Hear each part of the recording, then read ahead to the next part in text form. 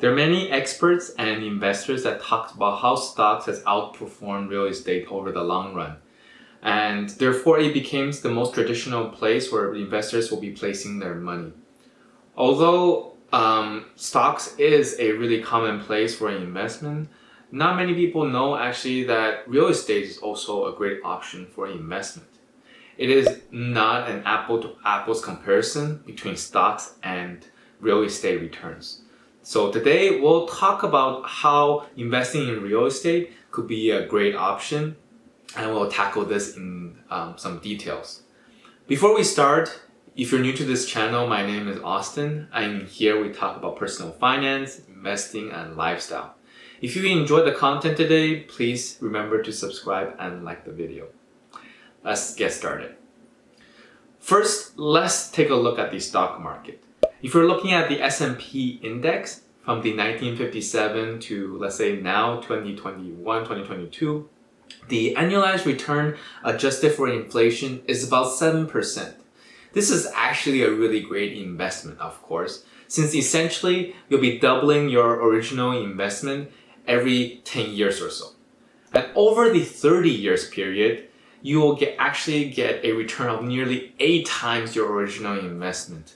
So of course, the short term for the stock market, there will be different volatility. You could be getting higher returns or lower returns, and the investor themselves will be at the risk or at the mercy of these volatilities by the stock market. Now let's take a look at the real estate returns. One of the most accurate ways to calculate the real estate returns is looking at the home price index. For this case, I'll be looking at the US market, the Case-Shiller Home Price Index.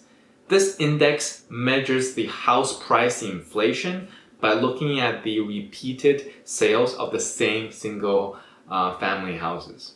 So if we're looking at this graph, it is adjusted for inflation.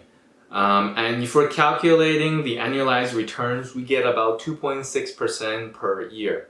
So as a comparison, if we're looking at this 2.6% over the 30 years compared to the chart that we saw just now for the stock market, we get only about 2 times the profit compared to 8 times the profit from the stock market. So this then begs the question, why would people invest in real estate? Well, there's actually quite a few flaws in this comparison. Number one is that it assumes that the investor is only profiting solely by selling the property based on what the original price they purchased at. So they're not taking into consideration of the income from renting, right? And renting is actually a huge component of the real estate, where if the investor are renting it out, they will be generating a reoccurring passive income, which will increase their returns quite a bit. Number two is that it ignores the impact of leverage, and this is simply your mortgage. So most of the time, the investors would be taking a mortgage, and depending on their down payment percentage and how much mortgage they will be getting, usually this increases the investor's purchasing power as well as the return by 3 to 5 times the original investment they have. So both of these actually significantly increases the investor's returns. And in fact, a lot of the investors are able to consistently achieve 10, 12, or maybe even over 15% of the returns annually. Of course, this requires the investor to invest in real estate at the right timing, right market, and right type of strategy. But all of this can be said for the stock market as well. So can you achieve these kind of returns with the stock market? Well, I'm sure some experts could, but it is definitely much harder to do compared to the real estate if they were to do it consistently.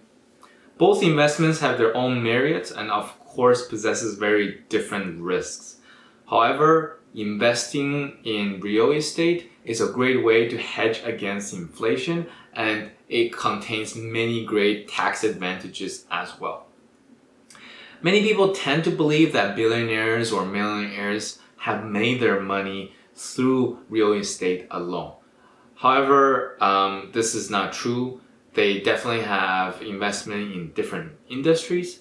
However, what is true is that most of these billionaires and multimillionaires do invest in real estate because, again, it helps to preserve their wealth. I want to talk about one story about Ray Kroc, who is the founder of McDonald's and the one that has franchised it and expanded it globally. He has said specifically that McDonald's is not about burgers and fries. The business is actually about real estate.